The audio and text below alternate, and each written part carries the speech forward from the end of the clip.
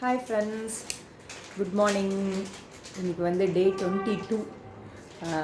So வெற்றிகரமாக ஒரு விஷயத்தை ஒரு 21 டேஸ் ஃபாலோ பண்ணோம் அப்படின்னு சொல்லுவாங்க. ஸோ நம்ம 21 டேஸ் முடிச்சுட்டு இன்றைக்கி 22nd டேயில் இருக்கோம். நேற்றுக்கு வந்து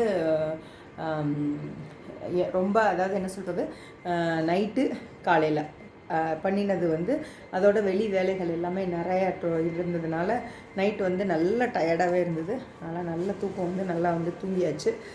ஸோ பெயின் அப்படின்னு சொல்லிட்டு பார்த்தா ரொம்ப ஜாஸ்தியாக எங்கேயும் இல்லை. லைட்டு ஒரு உடம்பு வலி வந்து இருந்தது. பட் அது வந்து உடம்பு ரெஸ்ட்டு கேட்குது.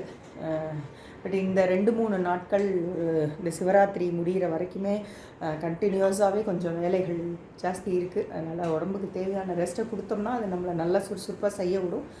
அதை வந்து கொடுக்கறதுக்கான டைம் நமக்கு இல்லைங்கிறதுனால அதை செய்ய முடியறதில்ல. எனிவே இன்றைக்கி வந்து நல்லபடியாக ஆரம்பிச்சிட்டோம். முடிச்சுட்டு நான் அப்புறமா உங்ககிட்ட பேசுகிறேன். Bye friends.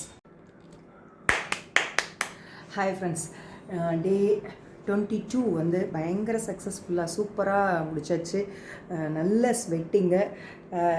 முக்கியமான ஒரு விஷயம் என்ன அப்படின்னா, இந்த காவேரியெல்லாம் சொல்லுவாங்கள்ல, இந்த தலைக்காவேரியிலேருந்து நம்ம ஒரு தொட்டி மாரி இருக்கும், அங்கே தான் காவேரி உற்பத்தி ஆகுது, இங்கேருந்து தான் அப்படியே சைன்னு கீழே போகுது அப்படிங்கிற மாதிரி நீங்கள் வந்து இந்த சூரிய நமஸ்காரம் பண்ண பண்ண பண்ண பண்ண அப்படியே ஒரு ஃபஸ்ட்டு 2 ரவுண்ட்ஸ் கழித்து வேர்வை சொட்ட ஆரம்பிக்கும் பாருங்கள். அப்படி உள்ளேருந்து அப்படியே ஊற்று உள்ளுக்குள்ளே வச்சுருக்காரு பகவான். அப்படி ஊறுறது வந்து உங்களுக்கு நல்லா தெரியும்.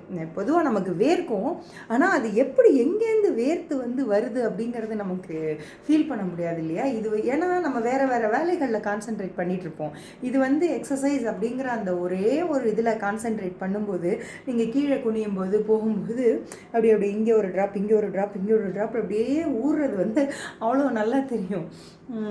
ஸோ 3rd ரவுண்டில் ஆரம்பிச்சிச்சு வேர்வை அப்படின்னா உங்களுக்கு வந்து நீங்கள் 9 செட்டு முடிக்கிற வரைக்கும் வந்துக்கிட்டே இருக்கும். இன்ஃபேக்ட் எனக்கு வேர்க்காத பாடி, நான் அடிக்கடி சொல்லுவேன் இல்லையா, எனக்கு ரொம்ப யாருக்காவது வேர்த்தா எனக்கு அவ்வளோ பிடிக்கும். என்ன உங்களுக்குலாம் வேர்த்துருக்கு, நமக்குலாம் வேர்க்கவே மாட்டேங்குது அப்படின்னு. எதுக்கு ஆசைப்படுறதுன்னு மனுஷனுக்கு அளவே இல்லை. எது யாருக்கு கிடைக்கலையோ அதுக்கு தானே ஆசைப்படுவோம். ஸோ நேற்றுக்கு நான் வெளியே போயிருந்தேன். நேற்றுக்கு ஒரு கோவிலில் வந்து அனுஷம் இருந்தது. ஸோ அங்கே போயிருந்தப்போ அங்கே ஃப்ரெண்ட்ஸு கேட்ட கேள்விகள்லாம் நிறைய சந்தேகங்கள் கேட்டாங்க. என்ன அப்படின்னா, 108 பண்ணுறீங்க, அதனால் உங்களுக்கு வெயிட் குறைஞ்சிருக்கா, என்ன மாற்றம் தெரிஞ்சுது இந்த 21 நாளில் அப்படின்னு சொல்லிட்டு. நம்ம இவ்வளோ நாளாக தின்னு வளர்த்த உடம்ப ஒரு 21 நாள் எக்ஸசைஸ் பண்ணோன்னா பெரிய மாற்றம், அப்படியே சூப்பர் சேஞ்சஸ்லாம் இதுன்னு சிம்ரன் மாதிரிலாம் ஆகிட மாட்டோம். பொறுமையாக தான் நடக்கும். பட் உள்ளுக்குள்ளே ஏதோ ஒரு மாற்றம் நடந்துகிட்ருக்கோம், ஏதோ ஒரு நல்லது உடம்புக்கு நம்ம பண்ணிகிட்ருக்கோம் அப்படிங்கிற எண்ணம் தான் முக்கியம். அந்த எண்ணம் தான் நம்மளை வந்து கொண்டுட்டு போகும். ஸோ எனக்கு வெயிட்டில் எந்த மாற்றமும் தெரிஞ்ச மாதிரி தெரியல.